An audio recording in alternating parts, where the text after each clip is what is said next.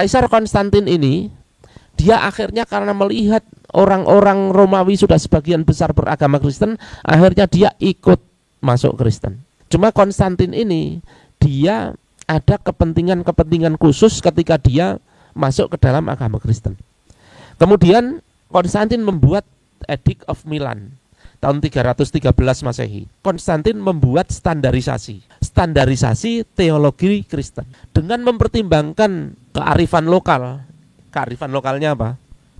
Kisah dewa-dewa kan. Mereka punya kisah dewa yang terutama, dewa Zeus, kemudian yang menghamili manusia, seperti halnya tadi kan.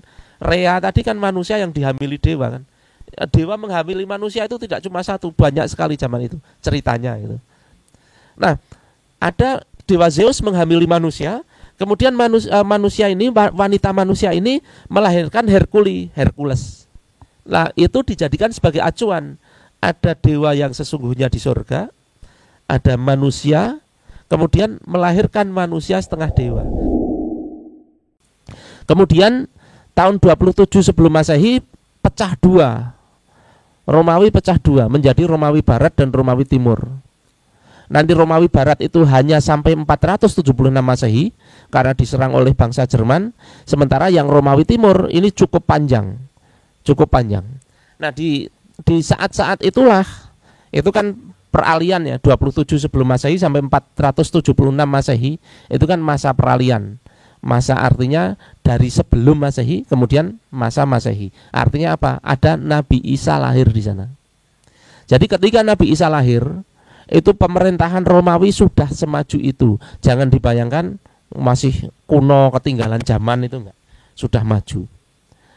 Kemudian seperti kita ketahui, kemudian Nabi Isa dilaporkan ke pemerintahan Romawi, kemudian ditangkap.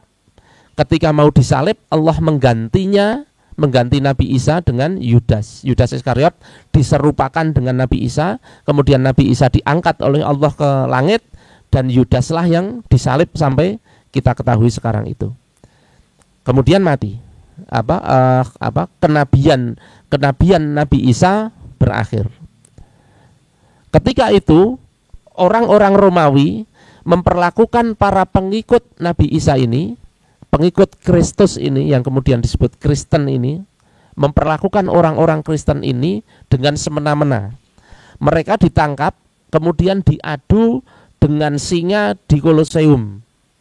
Seperti orang hari ini melihat pertandingan sepak bola di stadion itu, yang lihat banyak orang sorak-sorai dan lain sebagainya. Nah, waktu itu pertandingannya antara singa, harimau dengan orang-orang Kristen. Beratus-ratus tahun mereka diperlakukan seperti itu. Tetapi perlu teman-teman ketahui, agama Islam kan belum ada tuh hari itu. Agama Islam belum diturunkan kan hari itu. Berarti agama terakhir yang hak ya Kristen saat itu. Agama hak yang absah sampai saat itu ya Kristen. Sebagai agama yang hak terakhir, walaupun sudah mengalami distorsi macam-macam, ketika ditekan justru berkembang. Jadi ketika agama Kristen itu ditekan oleh Romawi, bukan berkurang, malah terus bertambah pengikutnya. Sampai mayoritas orang Romawi beragama Kristen. Dan ini menimbulkan pemikiran yang berbeda bagi pejabat-pejabat Romawi.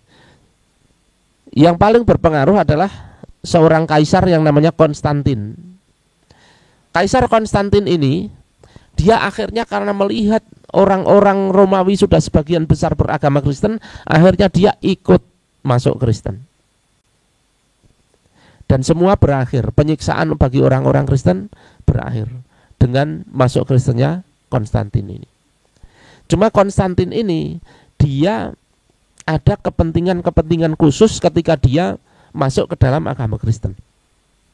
Kepentingan dia apa? Jadi kondisi Romawi itu sudah mulai melemah waktu itu. Sehingga dia punya kepentingan dengan masuk ke agama Kristen itu, dia pengen menyatukan kekuatan yang sudah mulai tercerai-berai itu. Disatukan dengan apa? Disatukan dengan kekristenan. Cuma persoalannya waktu itu kekristenan memiliki banyak sekte pada masa itu. Akhirnya Konstantin berupaya untuk mengeliminasi sekte-sekte itu. Bahkan mengeliminasi kitab-kitab yang semuanya ngaku Injil. Yang ngaku Injil banyak banget. Enggak cuma seperti yang sekarang, Matius, Markus, Lukas, Yohanes. Waktu itu banyak sekali. Kemudian Konstantin membuat Edict of Milan tahun 313 Masehi. Edict of Milan ini Konstantin menghendaki agar terjadi penyatuan teologi Kristen. Karena teologinya waktu itu sudah mulai saling bertentangan antara satu orang dengan orang yang lain. Orang-orang yang nongkrong di tempat ngopi kayak gini, mereka debat. Debatnya apa? Debat tentang kesejatian Nabi Isa itu siapa? Dia itu anak Tuhan atau Tuhan? Dia itu anak Tuhan, Tuhan atau Nabi? Itu terjadi perdebatan sengit itu. Maka untuk menengahi itu semua, Konstantin membuat standarisasi teologi Kristen. Dengan mempertimbangkan kearifan lokal. Kearifan lokalnya apa? Kisah dewa-dewa kan.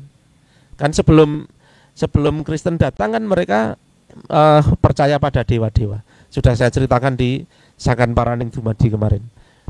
Mereka percaya dewa-dewa, banyak dewa, semua ada dewanya, sampai engsel pun ada dewanya. Nah, mereka punya kisah dewa yang terutama, dewa Zeus, kemudian yang menghamili manusia, seperti halnya tadi kan, Rea tadi kan manusia yang dihamili dewa kan. Dewa menghamili manusia itu tidak cuma satu, banyak sekali zaman itu ceritanya itu. Nah, ada dewa Zeus menghamili manusia, kemudian manusia ini, wanita manusia ini melahirkan Hercules. Nah, itu dijadikan sebagai acuan. Ada dewa yang sesungguhnya di surga, ada manusia, kemudian melahirkan manusia setengah dewa, namanya Hercules. Kemudian dijadikan sebagai teologi Kristen. Ada Allah, Tuhan Bapa di surga, kemudian ada manusia, Maria, yang kita nyebutnya di dalam Al-Quran Maryam, kemudian melahirkan setengah Tuhan, setengah manusia, Yesus. Itu menjadi teologi resmi yang disepakati oleh Konstantin. Kemudian menjadi teologi Katolik sampai sekarang. Kemudian kitab-kitab juga dipilih. Semua kitab dihadirkan di situ. Mereka rapat. Ini mana kitab yang benar-benar warisan dari Yesus itu yang mana? Ada banyak sekali. Sampai deadlock, sampai malam. Akhirnya mereka istirahat dan kitab-kitab ini masukkan ke gudang, dikunci. Paginya rapat mau dilanjutkan, gudang dibuka, ternyata tinggal 4, Matius, Markus, Lukas, Yohanes. Kemudian mereka berkata, wah ini pilihan Tuhan. Maka 4 inilah yang pilihan Tuhan dan digunakan sampai sekarang. Matius, Markus, Lukas, Yohanes. Baru kemudian nanti ditambahkan dengan surat-surat Paulus, surat raja-raja dan lain sebagainya. Tahun 392 Kristen menjadi agama resmi Kekaisaran Romawi. Bayangkan dari yang tadinya agama yang disia-sia, kemudian menjadi agama resmi Romawi. Di tengah itu Konstantin membangun ibu kota Romawi Timur, Bizantium. Maka kemudian ibu kota itu disebut sebagai Konstantinopel. Jadi kenapa Konstantinopel itu namanya Konstantinopel? Karena yang bangun si Konstantin tadi. Kemudian sampai zaman Rasulullah mengatakan, Rasulullah bersabda bahwa Konstantinopel nanti akan ditaklukkan. Kemudian diwujudkan penaklukannya itu oleh Muhammad Al-Fatih. Sejak saat itu Romawi Timur, Bizantium berkembang, bahkan lebih pesat daripada Romawi Barat, karena Romawi Barat sudah mulai lemah, diserang bangsa-bangsa Visigot, diserang bangsa Jerman dan lain sebagainya, sampai akhirnya runtuh. Kekaisaran Romawi Barat runtuh, tetapi Kekaisaran Romawi Timur masih. Tahun berapa? Sekitar tahun 400-an. Jadi sebelum Nabi lahir, Kekaisaran Romawi Barat sudah runtuh, tetapi sisa-sisa kerajaan Kristennya masih. Yang masih kekaisarannya adalah Romawi Timur. Ketika institusi Romawi Barat runtuh, gereja mengambil alih. mengambil alih sebagai penguasa. Di tengah keterceraiberaian Romawi Barat karena kehancuran kekaisarannya, gereja mengambil alih menjadi pemersatu yang dominan. Jadi ada raja-raja kecil di wilayah-wilayah yang tadinya di bawah kekuasaan kaisar, misalnya Raja Prancis, Raja Inggris dan lain sebagainya.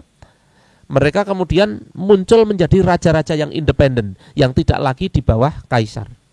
Kemudian untuk melegalisasi, untuk keabsahan kekuasaan mereka, raja-raja ini merangkul gereja, merangkul para biarawan-biarawan untuk berkuasa. Maka di abad itu mulai Eropa memulai masuk abad pertengahan, apa yang disebut abad pertengahan, mulai tahun 400-an.